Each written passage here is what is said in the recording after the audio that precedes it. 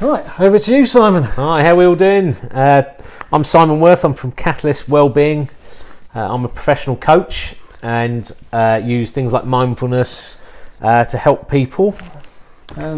David Williams, Power of One Fitness, and firmly believe that exercise is medicine, and when put together with good nutrition can help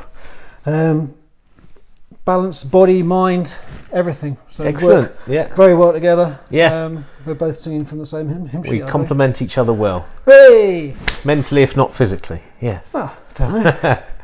So yeah, I thought one of the things we could talk about is the effect that physical health and nutrition can have on your mental health, your mental well-being. Mm-hmm. We all have those days where we're really struggling for energy, motivation. So how from your point of view, how does physical health help contribute to that kind of positivity and energy levels? I'm going to answer it sort of in an oblique kind of way. Hopefully it'll provide an answer. The number of clients I have come into a session going, I'm just not feeling it today. Feeling really run down, but by the end of the session they're laughing, joking, and they go, wow, thank you for that, that was awesome. I feel so much better. In just from purely anecdotal evidence, let alone the reams of science behind it, exercise is the counteract to the vicious circle of sitting and feeling lethargic. It's a virtuous circle, if you like. So if you are feeling lethargic, go and do some exercise. I know it's counterintuitive. Yes. But if you're feeling tired, you're feeling lethargic, I always say just get out and go and do some exercise. Yeah, I think that's the key, isn't it? I think it's getting to a point, mindfulness-wise, where you're aware that you're having those feelings that you've got no energy, you don't want to go out and do anything. But then asking yourself that question: is this going to help me achieve my goal? Whether it's exercise related, whether it's getting out, business wise, making sales, whatever it may be. If I give in to this feeling, this emotion, is that going to help me? And I suppose they feed into each other from the point of view of equally, if your mindset's right, if your mental game's strong, then there's a lot you can achieve physically that you wouldn't normally do. And in the gym, one of my clients has, because I've got a load of client quotes written up all over the whiteboards in there, and one of the clients had come up with, if the mind is willing, the body's able. It's all in the mind, basically. And she tells herself that when she feels herself flagging, she cracks on and goes, look, I've written that, I've said that. It's true. Absolutely. It is true. It helps her. It helps everybody else. Yeah, absolutely. I think there's a very good, I think it's a Henry Ford quote, the car maker. Not if I asked my customers what they wanted, they would have said a faster horse. Not that one. Not that one. Well, actually, that one, yes. He said whether you think you will or you think you won't, you'll be right. And I think that's a lot of it is getting that mindset right. So so that's good. And then in terms of nutrition, things like that. If we want that energy to get up each day, whether it's to exercise, to get to work, to be that person that we want to be, how does nutrition fit in with that as well? Absolutely. It's one of those things that whatever works for you. I'm completely nutritional agnostic, and that's why I'm hesitating to answer. Just because if something works for you, great, carry on doing it. If something's not working for you, or if you're eating something that's making you feel sluggish or not fantastic, then change it. Some people operate on a diet of Haribos and fish and chips, and it's not that I'd recommend it, but some people operate on that and are fine and dandy and full of energy. Not talking about me there. I wasn't looking at anybody in particular. Kebabs and KFC, I think. But it is. But some, ideally we'd want to be healthy. We'd want to, and yes, science backs up that the more healthier eating, so that the less refined carbohydrate, the less processed food that you eat, the healthier you're going to be. But if something's working for you, great. Stick with it. Stick with it. And I guess what it comes down to is everything in life is a balance. So look after yourself physically, look after yourself mentally. Think about what you're putting inside your stomach, and it's that balance of everything together that will probably get you into your optimum shape. But I suppose, as you say, there are some people's metabolisms are different. Yeah. They can consume calories and get away with that, and not suffer the same effect, perhaps. Yeah. Mentally, everybody absorbs nutrients differently. Yeah. Depending on a whole range of factors. Genotype, phenotype, gut microbiome, and everything else that's going on. But as you say, it is completely individualised. There are many different dietary camps. There's paleo over there. You've got keto. You've got high carb, low carb, blah blah blah. Vegan, vegetarian, meat eaters, etc., etc. If it works for you, do what works. Find something that works for you. Yeah. However, don't try and push it on somebody else. Yeah. Because yes, it might work for you, and that's great for you, and possibly your tribe who've all discovered it works for them, but it might not work for these people. No, absolutely. Always keep open-minded with it. And so I suppose that that ties in with your mental health side of things. When people feel, I've got to try this, I've got to try that. And is that right? Is that people feel pushed into trying stuff and it might not work for them? Absolutely. I think the key for success of any kind of transformation, any kind of change, is actually buying into the process. So if you feel it's forced upon you, then you're going to fight it, whether it's conscious or subconscious. I think if you feel part of that process, you've made a decision. So if you said to me, right, Simon, go off running 3 miles every day, I might well push back on that, because actually I don't particularly enjoy running. That it's not something I enjoy doing. But equally, if you said to me, what do you enjoy doing that gets you fit, whether it's cycling, whatever it may be, what would you like to do? What is your goal? Again, I think that's a massive part of it. Is before you go into any kind of activity, or whether it's physical, mental, what are you trying to achieve? So if I want to feel healthier, what's going to give me the best chance of success? By doing an activity I enjoy, or one that I can't stand, So I think it's buying into the process, and sometimes just trusting that process, because there are days where, even if you've had 3 weeks doing something, going running every morning, going cycling every morning, you might get up in that fourth week and think, I just can't be asked. I'm not feeling it, and I think it's at those moments, it's not allowing those feelings, those emotions to dictate your choices. So it's about saying, okay, I'm not feeling it this morning. I'm not wanting to get out of bed. What are my goals? What am I trying to achieve? And sometimes it's just reminding yourself, well, hold on a minute. This is what I'm trying to do. I'm trying to get fit. I'm trying to lose weight. I'm trying to get healthier, whatever it may be. If I stay in bed for this extra hour, is that helping me work towards my goal?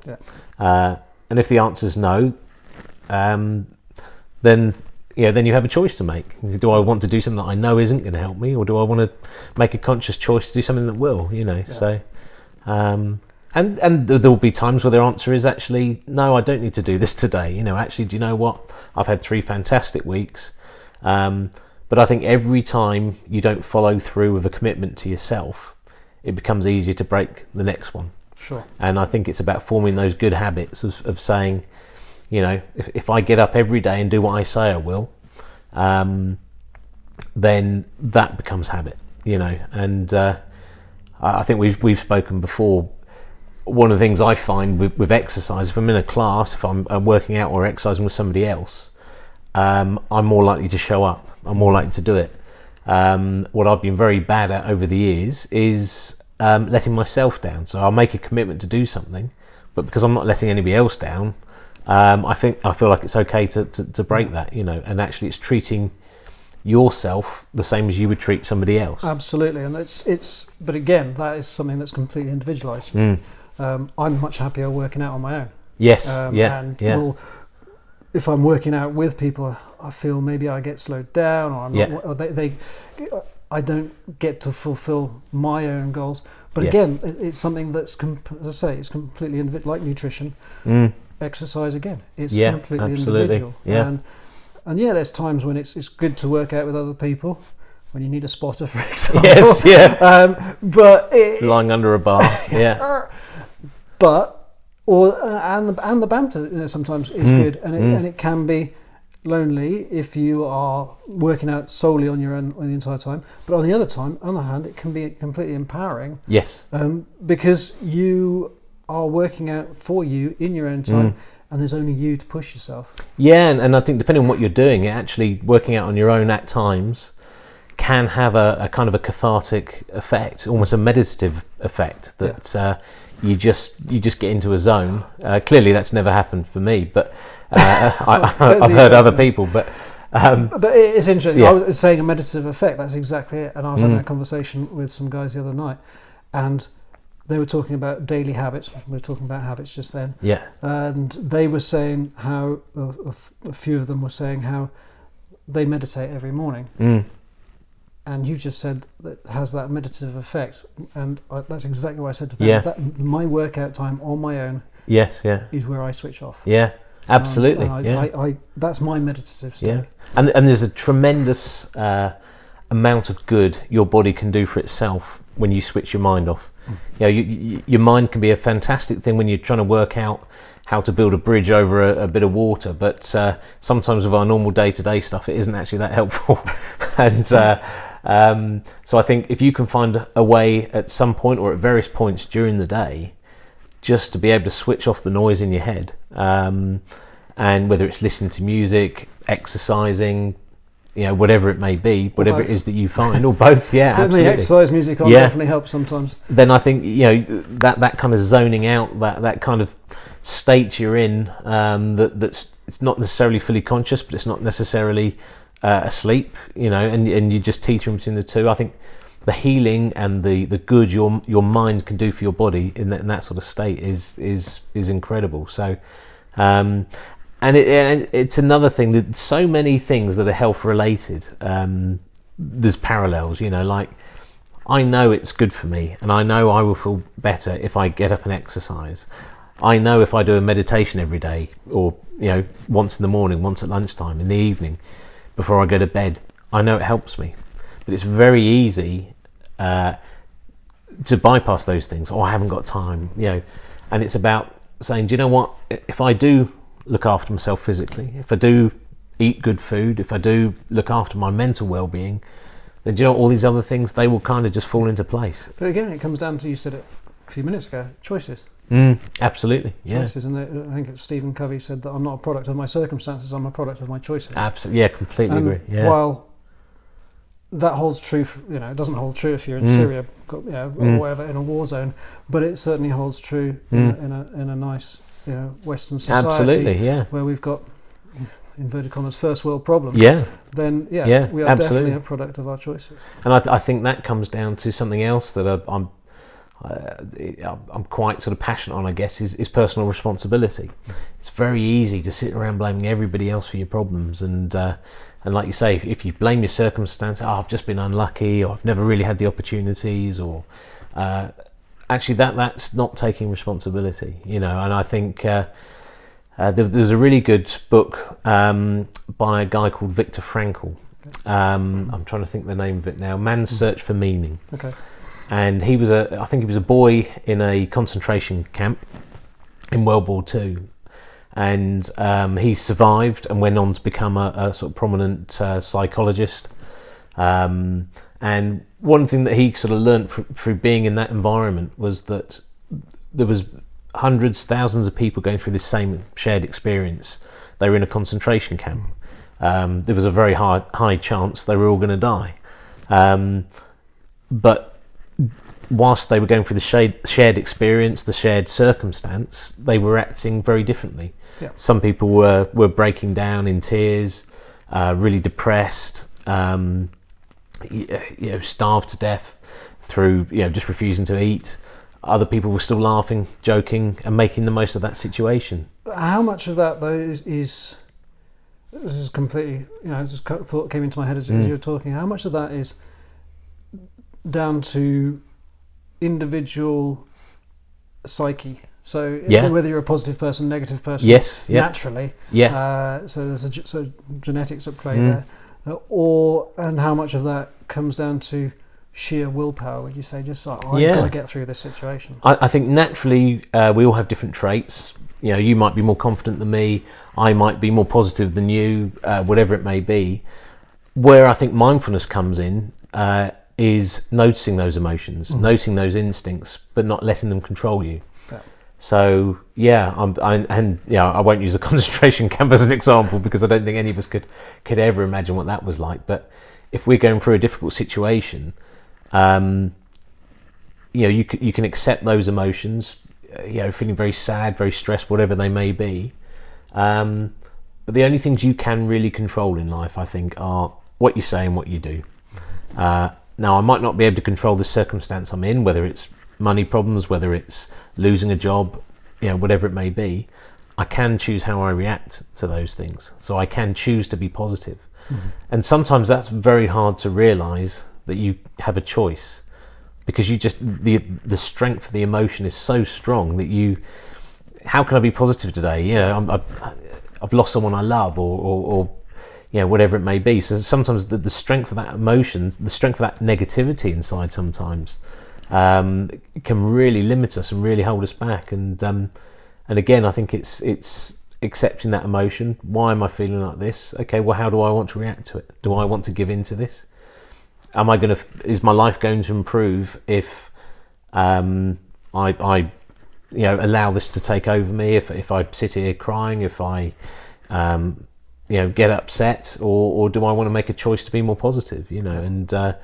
And maybe being positive or being negative, whichever one of those two you choose, might not affect the outcome of a particular situation, but actually, hopefully you get a little bit more pleasure out of life by being more positive. And how would, if someone was feeling down or feeling, for whatever the situation was, how would you try and get them to be mindful about that situation, or to take a step back out of the situation? And how would you try and encourage that to Yeah, I think meditation definitely helps, but also I think that there's So if something's happened to them, they've never done meditation in the past before, something really terrible's happened to them today, or yesterday, or the day before, and they're still in that funk. How would you lift them, get them to take a step back? I'm intrigued by this. Absolutely. I think there's things that you can do, and as we were saying with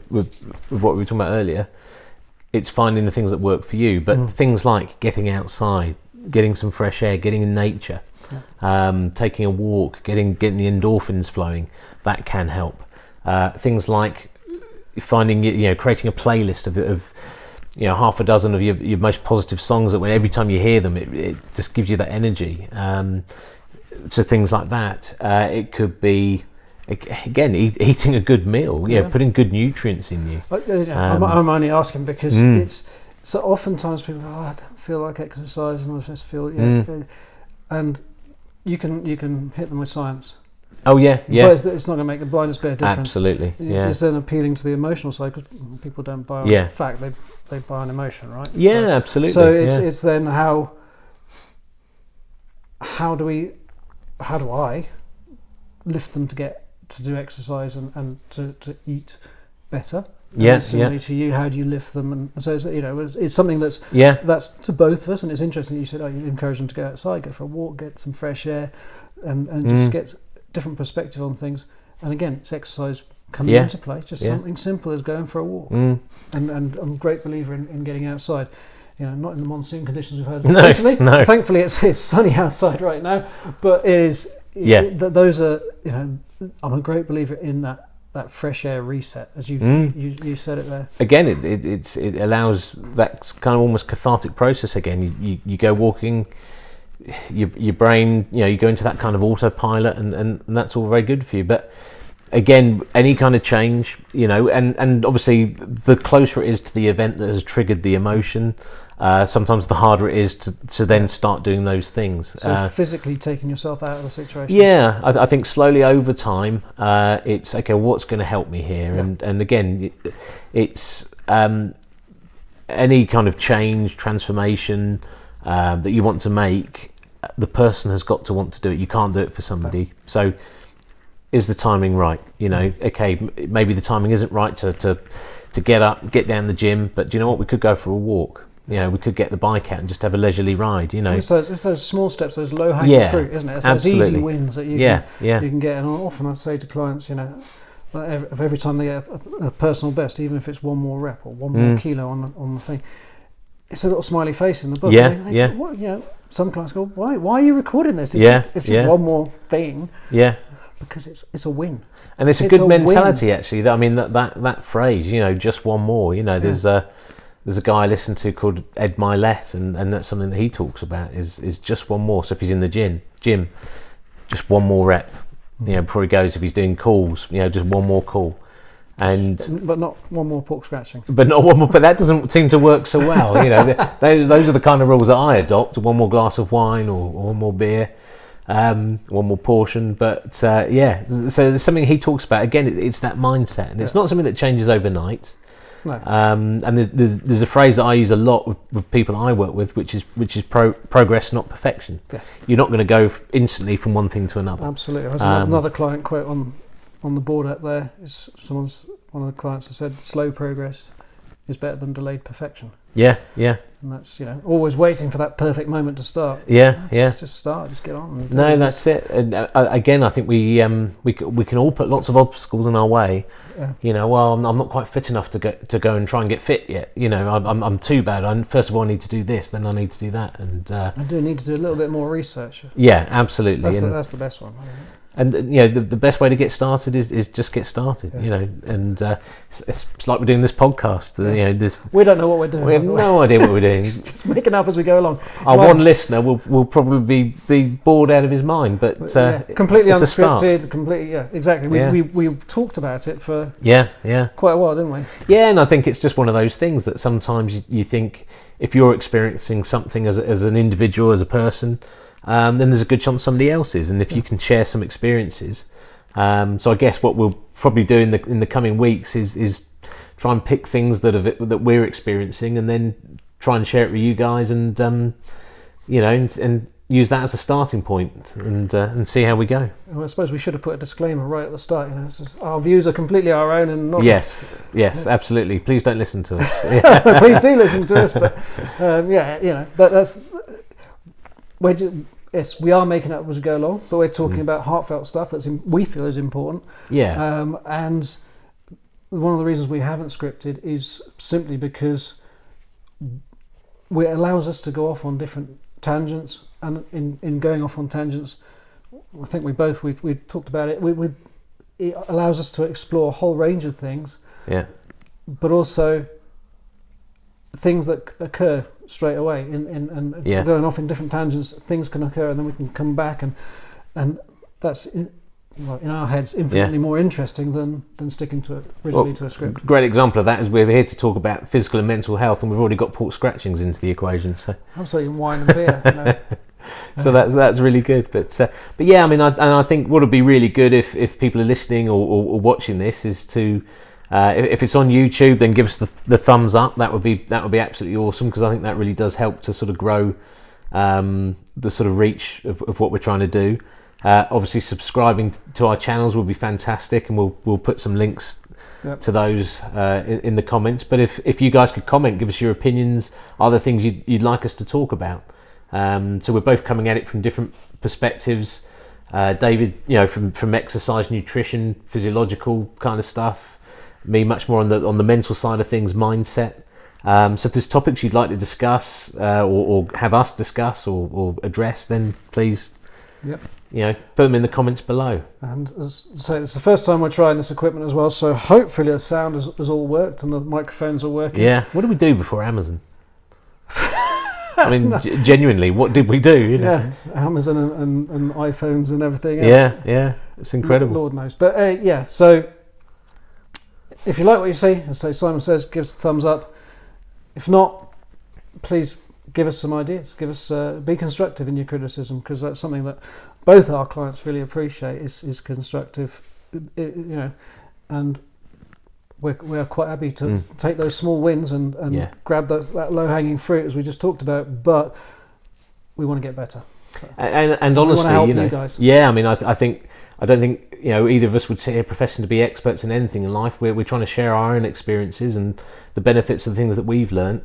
And that's one of the things we want to both be as authentic. We're not sitting here saying our lives are perfect and we're perfect specimens in any way, shape or form. But I'm speaking about myself. Very harsh. But yeah, so it's this is just about just being real, and talking about real life things. So what we'll do is, if we're technically clever enough, what we'll do is we'll try and put some links up on the video to our YouTube channels, the Facebook channels. Beyond my level of expertise. Yeah, absolutely, yes. Yeah, so thank you very much, everybody. I hope you've enjoyed it. And we'll catch up with you on the next one. Yeah, be back for more. See ya.